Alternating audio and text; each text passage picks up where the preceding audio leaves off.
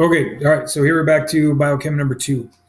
So first one we talked a little bit about just the properties, I guess, of or kind of more the chemistry based basics, I guess if you want to call it that, as we kind of start going through the human body, the systems, just kind of the overall organization of life. We're going to get into a little bit now is going to be more kind of in the properties of water. Obviously, one of the major important molecules that we're going to go through and probably has one of the largest impacts on not just us, but other living organisms that we're going to find throughout the world. So, kind of a couple things about water as we start going through. We're going to kind of look at, first of all, the overall shape itself, three-dimensional structure. It is a polar molecule, right? We're looking at a structure to where it is obviously sharing electrons. However, when we start looking at the sharing of these electrons, it's not sharing them equally, right? Due to the differences in electronegativity. So a little bit different there as far as how we get to the polarity of it.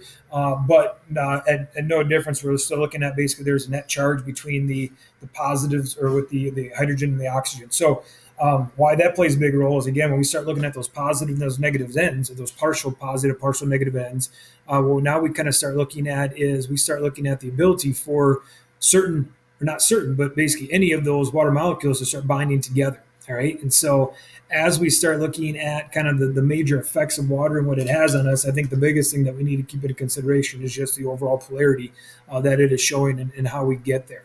And so I guess just to kind of a quick little recap over some of the major properties that we've covered in some of just the applications as far as how they impact us.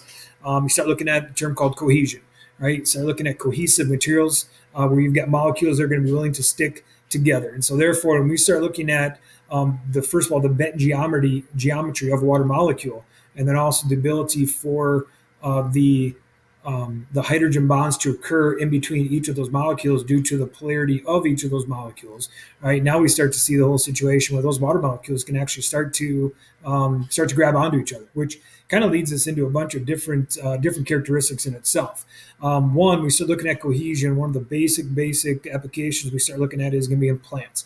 And so we've learned a lot in the past about turgor pressure. We've learned a little bit about the whole water transport, right? And how, again, basically water is transporting up the plants, which is actually driven by transpiration. But we start kind of find like the barrel monkey type of approach is that those water molecules that are sticking together, and as soon as the water is leaving the leaf, being evaporated by the sun, that it's actually grabbing onto it, is tugging on all these other water molecules that you're going to find all the way down to the roots, and it just keeps pulling them up and keeps pulling them up and keeps pulling them up as that evaporation process is happening. So the other part that we start looking at in that case, the plants, and we start looking at the term called adhesion, right? And adhesion is the whole purpose of water or process of water being able to bond to other molecules or other substrates. Okay, and so again, what's happening inside that plant is as water's evaporating and you've got these molecules, water molecules are getting pulled up, right? Adhesion is actually helping a little bit there with the kind of overcoming gravity, and that it is sticking to the xylem tissue in the plants. And so therefore, as they're pulling up, you still got a little bit of kind of so-called stickiness, right? That's occurring within those plants. That's allowing that water not just to basically take on gravity and just eventually fall down. So you got that going on. Also based on cohesion, you've got surface tension. If you guys remember, surface tension, again, is that overall approach of those water molecules sticking together. And it's almost going to create kind of a film that you're going to find on top of the water. Where benefit, right, in this case, probably more along the lines of the spiders and some of those molecules, those organisms that can actually walk on water and not necessarily break through.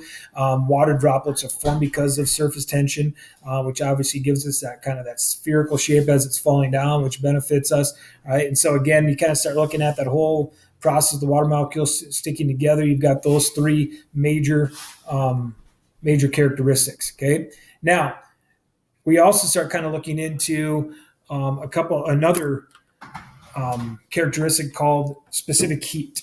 Okay, and so again, when you take a look at specific heat is a process of a water molecule or any molecule in that situation of increasing, right, by 1 degree Celsius. And so it's all about how much energy is required to increase or decrease that water molecule by 1 degree Celsius.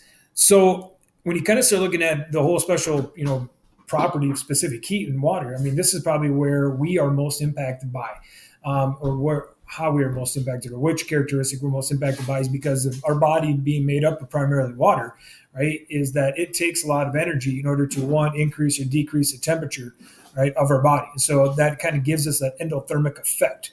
You start looking at bodies of water itself. Again, just the whole simple fact of lakes and rivers not being able to freeze shut, not being able to completely freeze over is obviously a big part in allowing life to live in those areas as well. And obviously you throw in wind and you can throw in the current and so on, how it can increase or decrease the rate of that happening as well. But specific heat is obviously one of those big characteristics that we have. And probably one of the more important ones is we start looking at the whole process of evaporative cooling, right? And our sweating and how we can cool ourselves off based on sweat. And so if you remember water, it takes a lot of energy in order to increase or decrease that molecule, right? Or that 1 gram of water by 1 degree Celsius. And so therefore it can also take on a lot of heat. And so our body's kind of working almost like a heat pump. And that as we are sweating, as our internal temperature is increasing, as we start to sweat, we've got glands that are secreted or glands that are basically stimulated that basically causes us to sweat. And as our moisture is moving from inside our body to the outside, it's actually grabbing onto that excess heat that our body is producing. And so therefore, again, when we eventually, when it reaches that evaporative that cooling process, once it eventually reaches the skin, right, we're going to feel that cooling sensation. So it helps to reduce the amount of temperature that we find on basically within our body itself, right? So you've got that going on with the specific heat. And again, I think those are two major concepts that you start looking at. Just the overall ability for that temperature of that body of water to, I should say the overall ability, but just the amount of energy that's taken to either increase or decrease that body of water. Okay. Now we can also look at density, right? And as we take a look at the density of water, obviously it's going to come probably to play more in the case of like a lake type of ecosystem, right? To where we start looking at as water turns into a solid, you're going to find where basically one of the only molecules out there, one of the only substances out there to where it's actually less dense, and that ice will eventually float, or it's going to float.